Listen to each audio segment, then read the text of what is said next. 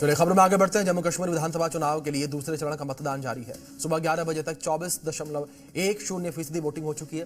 बता दें कि दूसरे चरण में जम्मू कश्मीर के 6 जिलों की 26 विधानसभा सीटों पर वोट डाले जा रहे हैं, जिसमें 25 लाख से ज्यादा मतदाता 239 उम्मीदवारों की किस्मत का फैसला कर रहे हैं। दूसरे चरण के लिए मतदान हो रहे हैं, जिसमें नेशनल कॉन्फ्रेंस नेता उमर अब्दुल्ला और बीजेपी नेता रविंद्र रैना समेत कई दिग्गजों की साख दांव पर है।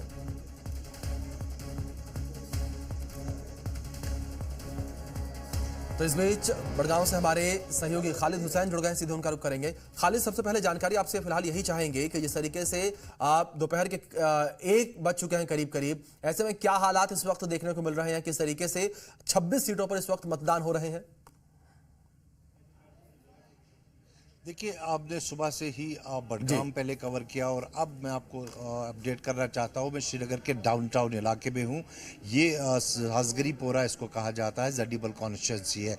और यहाँ पर अगर हम कुछ दशकों पहले की बात करें, जो पिछले चुनाव हुए थे, तो पूरा बहिष्कार हुआ था और लगभग 1% के करीब मतदान हुआ था। लेकिन अभी आधा दिन हो चुका है, तो करीबन इस पोलिंग बूथ पे 50% के करीब जो है मतदान हो चुका है।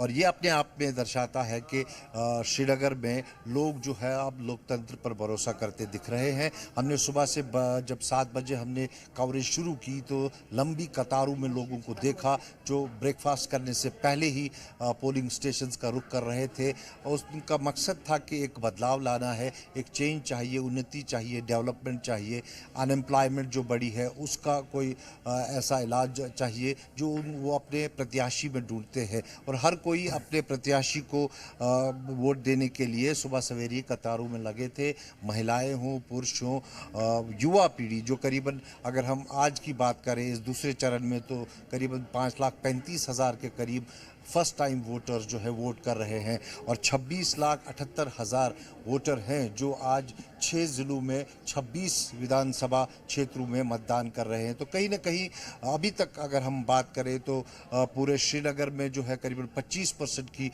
पोलिंग जो है 11 बजे तक रिकॉर्ड की गई है। अभी 1 बजे का डाटा जो आया नहीं है, लेकिन जो सबसे ज़्यादा पोलिंग हुई है वो गांदरबल के कंगन में हुई है, जहां 30% पोलिंग हुई है। खान साहब जो बडगाम में पड़ता है, ऊपरी इलाका, वहां पर 27% हुई है। सिटी में जो है कतारें कम देखने को मिली क्योंकि यहाँ लोग थोड़े धीरे से निकले हैं, लेकिन गांदरबल और बडगाम में बहुत ही ज़्यादा पोलिंग देखने को मिली है। तो कहीं ना कहीं लोकतंत्र की जड़ें मजबूत हो रही है। जिस डाउनटाउन में बहिष्कार का बहुत असर रहता था, वहाँ लोग बाहर निकल रहे हैं और मतदान करते दिख रहे हैं। जी खालिद, अगर बात सुरक्षा को लेकर की जाए, किस तरीके से सुरक्षा देखने को मिल रही है? क्योंकि घाटी में चुनाव करवाना अपने आप में एक बड़ी चुनौती और सुरक्षा उसमें सबसे बड़ा मुद्दा। देखिए, जो लोगों का, आम लोगों से जो हमारी बात हुई है, जिससे भी हमने बात की है, उनका मुद्दा जो है वो कहीं ना कहीं विकास का है। वो डेवलपमेंट चाहते हैं। जो अनएम्प्लॉयमेंट है यहाँ पर, उसका जो है कोई उसके लिए कोई काम प्रत्याशी करे वो चाहते हैं।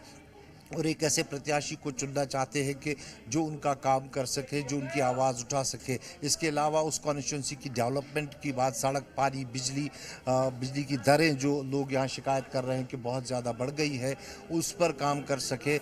तो इस मुद्दों को लेकर जो है कहीं ना कहीं मतदान होता दिख रहा है। जिस तरह से हमने चुनाव प्रचार देखा पूरे दूसरे चरण में, तो उस हिसाब से मतदाताओं की रुचि भी देखी जा रही है मतदान केंद्रों की तरफ से।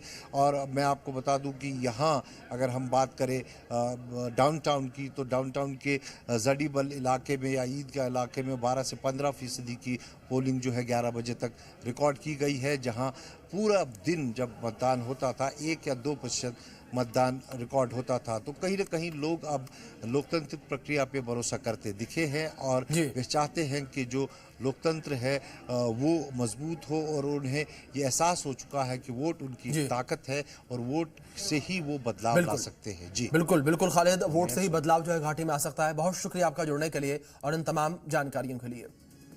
वहीं दूसरी तरफ दूसरे चरण के वोटिंग पर चुनाव आयोग के साथ साथ विदेश से आए हुए 16 देशों के 20 डिप्लोमेट्स भी जम्मू कश्मीर में हैं और चुनाव देख रहे हैं। केंद्र सरकार के निमंत्रण के बाद डिप्लोमेट्स जम्मू कश्मीर आए हुए हैं। अमेरिका, यूरोपियन यूनियन, रूस और ऑस्ट्रेलिया के डिप्लोमेट्स श्रीनगर पहुंच गए हैं।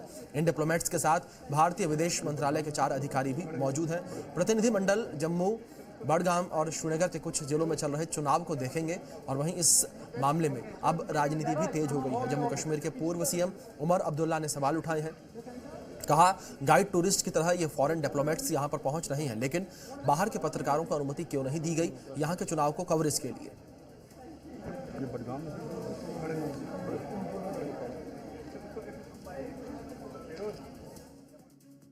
अगर बाहर के डिप्लोमेट्स को लाया जा सकता है तो मुझे ये बताएं ना, बाहर के जर्नलिस्ट को इजाज़त क्यों नहीं दी जा रही है? बाहर के किसी भी जर्नलिस्ट को जिन्होंने अप्लाई किया था इस इलेक्शन को कवर करने के लिए, उन्हें इजाज़त नहीं मिली, लेकिन एक गाइडेड टूरिस्ट की तरह इन डिप्लोमेट्स को लाके यहाँ इलेक्शन दिखाए जा रहे हैं, ये अच्छी बात नहीं है।